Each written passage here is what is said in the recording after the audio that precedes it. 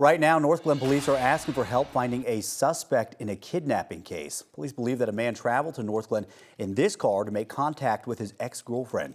Investigators say that there was some kind of argument, and witnesses reported seeing the man shove the woman into the car before leaving. Police say that they found the car and they found the woman last night. She is safe, but if you know anything that could lead them to the suspect, you're asked to call North Glen police. A man accused in a series of crimes in Brighton has spent most of his life going in and out of prison, and now he's facing the most serious charges yet, including the murder of a pregnant woman and shooting at police. Investigators say 50-year-old James Benavidez is charged with 24 felonies after a crime spree in August.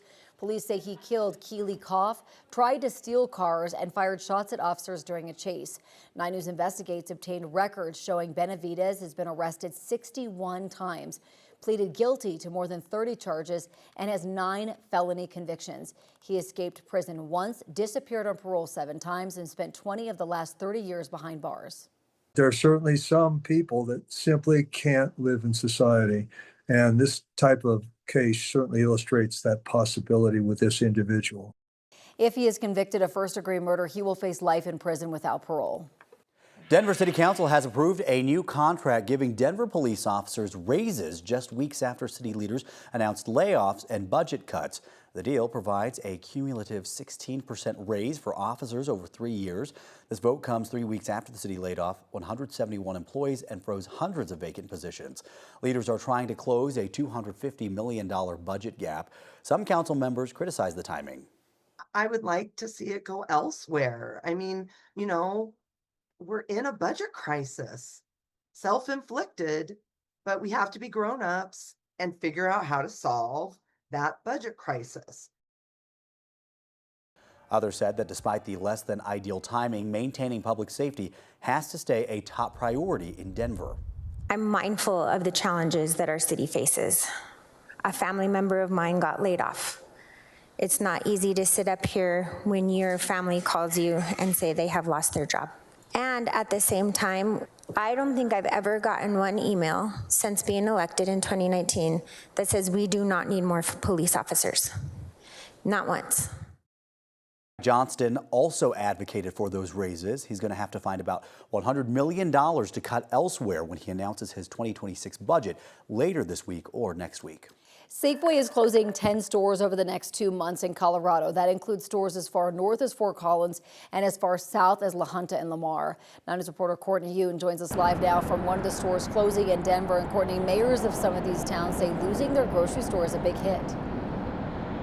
Yes, that's right, Corey. This store behind me here on Colorado Boulevard in Denver is on that closure list, but it's the smaller towns like La Junta and Lamar that say their entire counties will feel the impact of their grocery stores shutting down. They're worried about access to food and people losing jobs. We know that around 100 workers in both cities will be affected by these closures. According to Albertson's Mountain West division, closing 10 stores in Colorado supports the company's growth.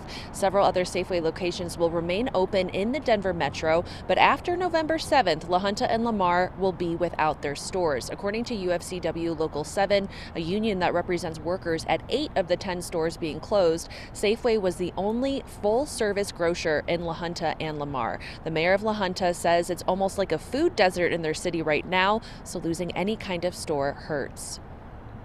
We're going to have to look at our budget here again because, we projected Safeway being here for many, many years. And now we're going to have to say, what does that look like now? And what's going to have to maybe get cut? What's going to maybe have to get pulled back because we don't have that tax base coming in anymore? UFCW Local 7 says customers in La Junta and Lamar will have to travel 60 miles to get to the next full-service grocer once these closures take place. Live in Denver, Courtney Yoon, 9 News. All right, Courtney, thank you. This morning, we are still waiting for the results from the special election in Palmer Lake. Voters are weighing in on whether to recall 2 trustees and give residents a say on future land annexations, including property for a controversial Buc-ee's Travel Center. Voters were asked 4 questions, including whether to recall trustees Kevin Dreer and Shayna Ball, who have supported the annexation plan. The ballot, also asked whether residents should have the final say on future annexations, including any approved over the past year. I just feel like it's kind of local politics gotten ugly, unfortunately. We've been here for 40 plus years. Nothing like this ever in the community that I can remember. If the trustees are recalled, their replacements could be sworn in at the first meeting after certification on September 18th or 19th. It is now 7:08. We have some breaking news into our newsroom. Denver police are investigating a stabbing near East Colfax and North Pennsylvania Street. This is a live look from the scene this morning from Alex Dickey.